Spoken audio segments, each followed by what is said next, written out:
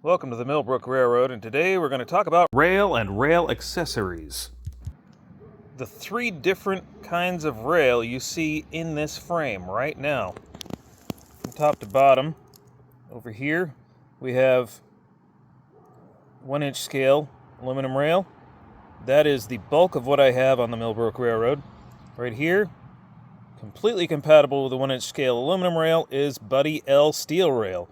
That was rolled in the 1940s and 50s and hasn't been available since, which is why this stuff exists.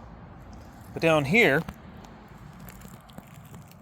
with a comp joint butted up to the Buddy L steel rail, is culp rail. Now, what is culp rail? Culp rail is a aluminum rail that was developed by Peter Culp to be a 1/8 scale model of Pennsylvania Railroad 115-pound rail. Now, culp rail is wonderful stuff. I wished I had a whole railroad full of it because it has tie plates available for it. Or at least it used to. It's gone now from the market. So, I guess we just end with that. I can't get this stuff. Actually, I can't get this stuff either, but I've got plenty of this stuff right now. So, this stuff has some problems that this doesn't. This has tie plates, like I said, and it has joint bars. The other stuff, I'm completely on my own. Nobody has ever made tie plates for this, except for me with the 3D printed tie plates. And that leads me to the topic of this video. Now you will notice that despite rotten ties, missing ties, I hardly ever derail on this culp rail. It's rock solid, it's wonderful. That's chicken feed that sprouted, by the way. I gotta dig that up. So, I'm a big fan of culp rail. Unfortunately, it's, like I said, not available anymore. As much as I'm a fan of culp rail, I'm also a fan of using what you got. And what I got is a lot of this stuff here. This is the other end of the culp rail. It's not the majority of rail on the railroad, as I mentioned before. The majority of the rail is this stuff right here. And here's the other comp joint, other end of the culp rail. So, culp rail's rock solid, stays put, and I figured out why. It's partially because it's bigger, but it's also partially because these tie plates has a big thing to do with it. Tie plates have a big part in making this rail stable. And you know, it stands to reason that culp rail would be so stable with the tie plates. You know, when you actually study some of the railroad manuals, you know, how to build track, things like that, engineering manuals, a little light reading, you know, you discover how important tie plates are. Tie plates are to the rail on the tie what the tie is to the whole track structure. They tie the spikes together. That's what tie plates do. And to not have those available is, well, means you're missing a major part of your track structure. And so this year I have been experimenting with different 3D printed tie plates. Some are filament printed, like this one here. A friend of mine printed a bunch. And some are not filament printed. Some are resin printed. So I've been doing a bit of experimentation. All the ones up here are filament printed, and they're holding up just fine. Matter of fact, the filament printed tie plates, I could use some more of those. But I don't own a filament printer. I own a couple of operational resin 3D printers and one that doesn't work because it needs parts. Now these tie plates are made from an ABS-like resin. It's not exactly ABS, but it's ABS-like. And because it's resin, it tends to become brittle in the sun. And that tie plate is completely failed. This one here, these tie plates have not completely failed. They're still helping hold things together. They've been down here since April. They're definitely showing premature signs of age. They will fail eventually. We will find out soon, I guess. How soon? Well, we'll find out how soon, eventually. When they fail, we'll find out. In the meantime, I'll be replacing these with more 3D printed tie plates, because that's what I can do right now. I've gone with slightly thicker tie plates, since these are the same thickness as aluminum tie plates, or as aluminum tie plates would be for this rail if they were available. So we've seen how good the tie plates do on a straightaway. How about on a curve? Do they hold any better? Let's take a look. All right, here we're just coming into our horseshoe curve, as you can see. This is the spiral into it. That's holding pretty good, actually. I'm moving this side to side as much as I can. It's staying pretty good. This is staying pretty good anyway, because these ties haven't let loose. And that's actually when tie plates make the most difference, when the ties are starting to fail. But that's not to say that they don't make a difference here when they're not starting to fail yet. They spread out at least they're supposed to spread out the surface area of the rail. And this one is curled up pretty bad, and it's still spreading out the surface area of the rail, just not as much. But it's also doing the other thing that tie plates do.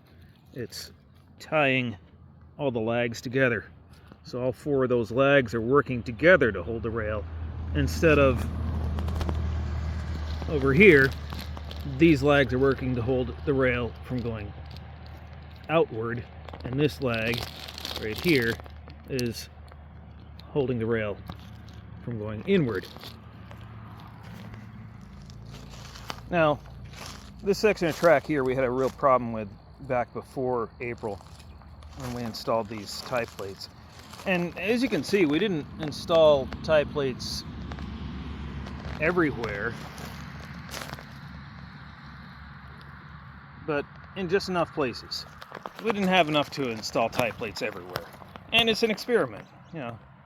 What would have happened if they had all failed all at once? Well, they didn't. But they're all failing at different degrees because it's resin. And I may eventually go to steel tie plates or aluminum tie plates, probably aluminum tie plates for the aluminum rail. Some kind of metal that doesn't shrink or warp in the sun. The big takeaway of this whole tie plate experiment hasn't so much been the material itself. It's been the tie plate itself, the shape of it. That's what we started with. We just copied the shape of a 115-pound tie plate and then adapted it to our, what amounts to, 70-pound rail. Just made it smaller. Seemed appropriate.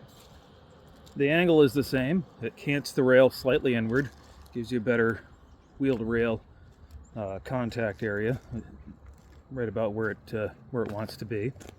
And the things we've learned about the tie plates and all this have kind of cemented probably what every track engineer already knew. But in this backyard railroading hobby, The prevailing opinion has been that you don't need tie plates.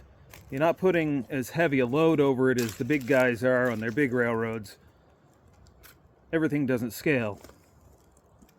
Well, it's true, everything doesn't scale. Water, for instance, doesn't scale.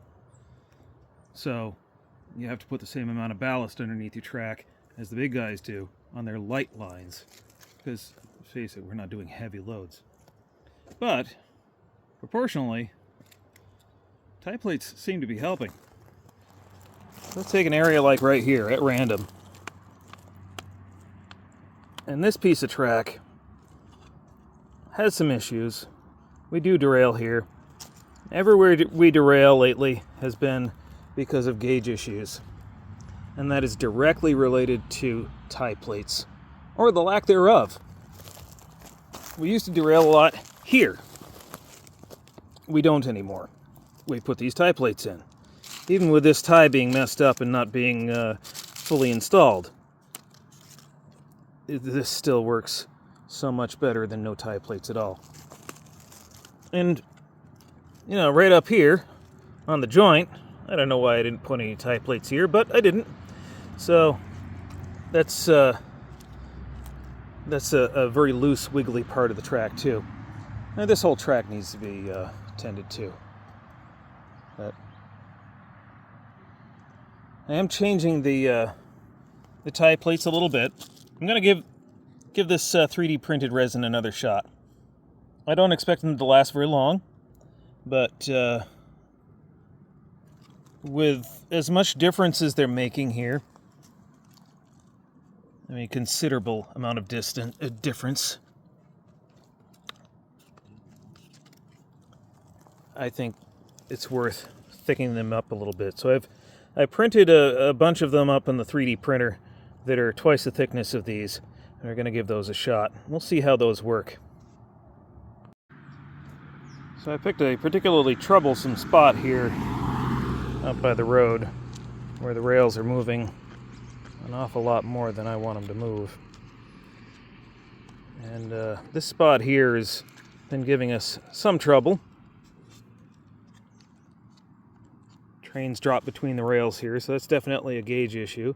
So I'm going to work basically between the guardrail and these tie plates over here. And I'm going to install, well, a bunch of these new tie plates. This is ABS resin here. This is the high-temp resin. It's harder and more brittle. I expect these are going to shatter at some point. These are probably also going to shatter at some point too, but we'll find out. Now clearly the permanent solution to all this would be just get some tie plates made. And that would be a good solution. That would definitely be the permanent solution to all this. But right now, that is not in the budget. So I'll do what I can. And what I can right now is actually rather expensive. These tie plates are not cheap. I've spent probably $300 in resin doing these tie plates. But in the process, I've learned a lot.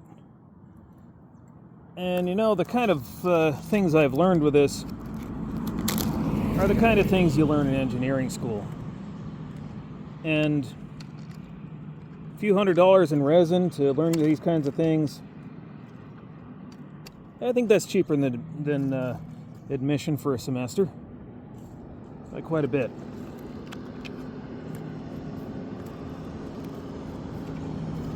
So let's screw these down to some of these rotten ties and see what we get.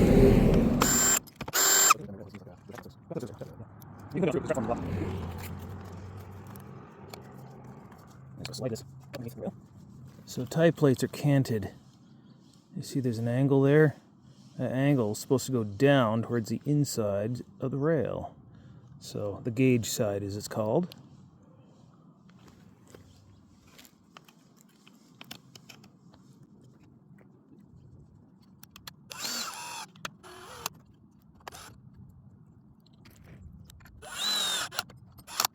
I see it on tie. I'll pull this one closer.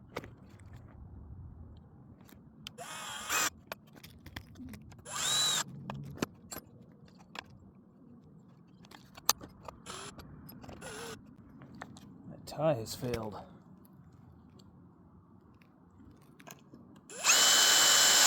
See if we can get a little bit more out of it. Well, it's got enough meat left to it that looks like it'll stay put there. All right. So this one is engaged right here.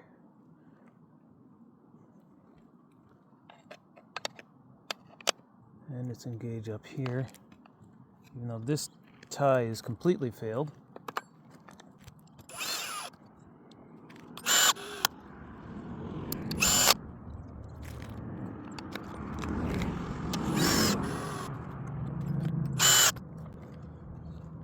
So it looks like the extra thickness is already making a difference in these tie plates. Because they're not just failing when we screw them down hard. That's not splitting like the thinner ones did. So this is already a win. A big part of material is what thickness does it need to be. So material thickness, let me explain this. This is aluminum rail. If you used aluminum foil for rail, well, of course it would fail because it's not thick enough. But aluminum that is this thick, it's 5/8 inch tall. It has got a profile. It's got a width down here in the bottom. It's basically an I-beam with a profile to mate up with the rail. And it's hardened to a 6061 T6 specification, which is case hardening, I think. Somebody will correct me on that, I'm sure. But anyway, it's a hardened metal. If it weren't hardened, it wouldn't hold up quite as well as it does, but it wouldn't just completely fail either. That's what thickness and shape does for you. So the thickness of these tie plates being twice as thick as, well, say, these tie plates over here. These tie plates have more mass and can maybe stand up to a little bit more abuse. And believe me, they will be abused. So I'm going to skip these ties here, these three, because I've got tie plates on these two. And that's stabilized this section enough for now. And I'm going to skip this tie because I'm going to replace it. No point putting tie plates on it right now. So I'll put tie plates on this one, this one. This is basically a brand new tie, so I'll put tie plates on that. And I'll go basically up to the guardrail putting tie plates in. And hopefully that'll fix our gauge issue right here on this part of the railroad.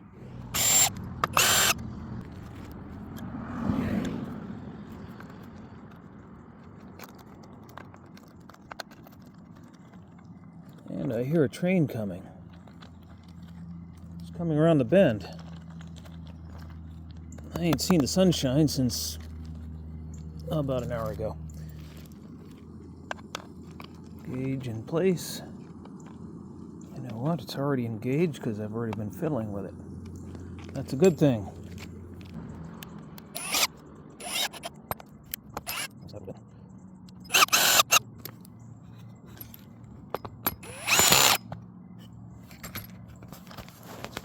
Okay, well, that confirms that they will split, and that has definitely split. I'm not going to replace it. I'm going to leave it there, and I'm going to see what it does. This is all part of the abuse testing.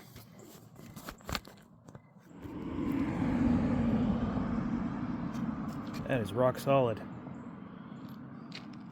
Even with this tie basically missing here. I'll have to replace that tie soon, but for right now, let's let this train by.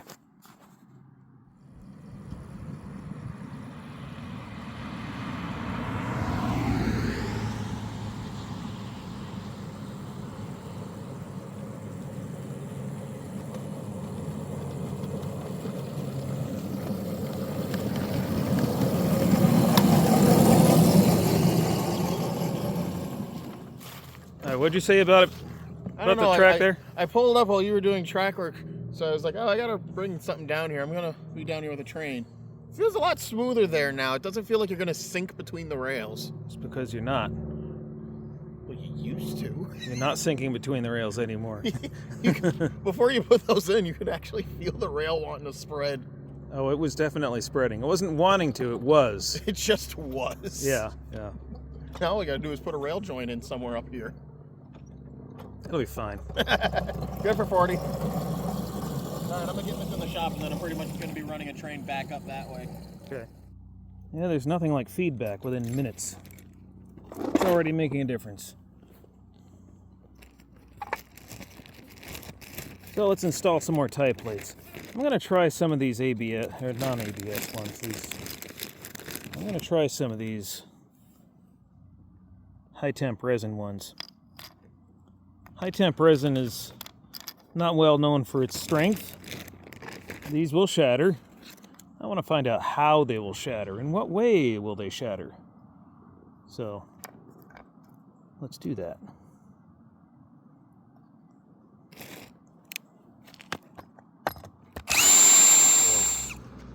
I know it's going to fail eventually. I just don't know if it's going to fail when I'm putting the screw in or not.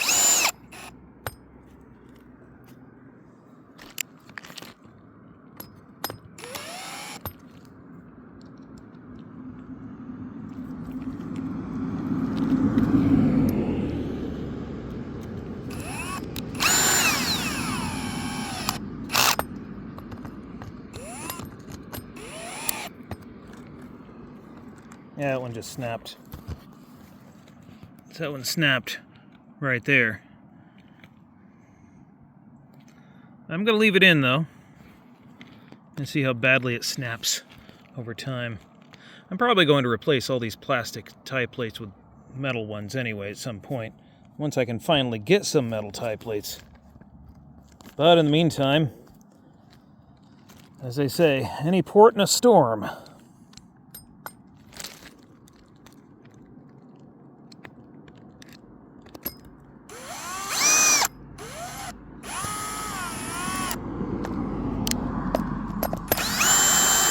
That screw just went into an old screw hole that I don't want to use. As did that one, and then the tie plate just shattered. So this, let's just finish it off. There we go. Yep. And that's what these do. I may just throw them all away. High-temp resin is definitely not going to work.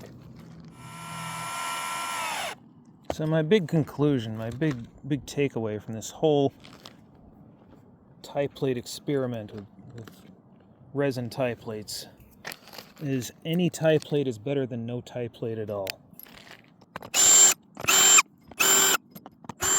It's better to have tie plates that are shattered and falling apart than to not have any tie plates at all and have nothing holding your track engaged other than the lags that hold the rail in, because they're not enough.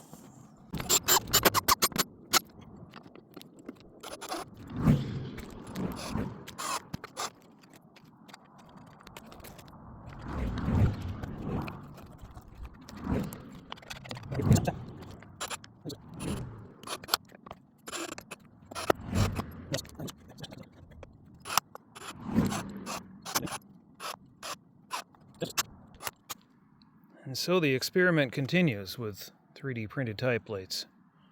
Certainly not the best material, but when it's what you've got available, it's doing the job.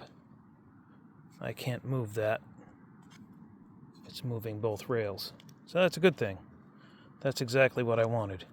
This right here, the whole thing moves. Let's see if I can show you better. So here, I can move the whole track a little easier. See that? That's even with a good tie. Now I've swung around to where I've just been with the new tie plates. Same amount of force, more force. It's staying put. Tie plates are definitely worth the effort and the expense. Now, after all this, I know some of you will say, why are you going through all that expense? Just buy Enterprise Plastics tie plates. This is an Enterprise Plastic tie plate, also known as AccuTies. So let's slide it under this rail and see what we got. We'll compare it side by side with one of the 3D printed tie plates. You want to keep your rails right between the screw holes. And the Enterprise Plastics tie plates don't quite work. They're a wonderful product, don't get me wrong, but they don't make them for this size rail. And for the amount of rail that's out there, the demand right now, they're not going to make these either. For the demand that there is right now, it just doesn't make sense for them economically. So that's why I'm doing them in resin and having a friend do them in filament.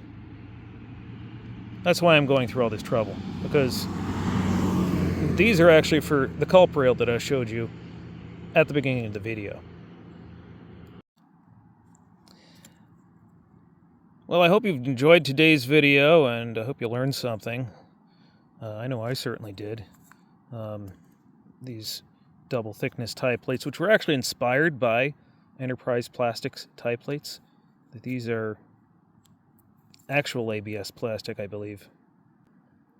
This has an 11/16 inch base. I forget what the base of this rail is, the foot of the rail. But it's definitely not 11/16 of an inch. It's much narrower. And the rail is only 5/8 of an inch tall. So, as you can see, this tie plate is wider than my rail is tall. So, I think this is a good place to leave the video. It might be dark out, but if you've been paying attention, you're not in the dark about tie plates and how well they work even when they've failed. They can be shattered and still do the job. Not quite as effectively, but still a lot better than not having any tie plates at all. So, hope you enjoyed this video. Hit the thumbs up button. If we deserve it, hit the subscribe button.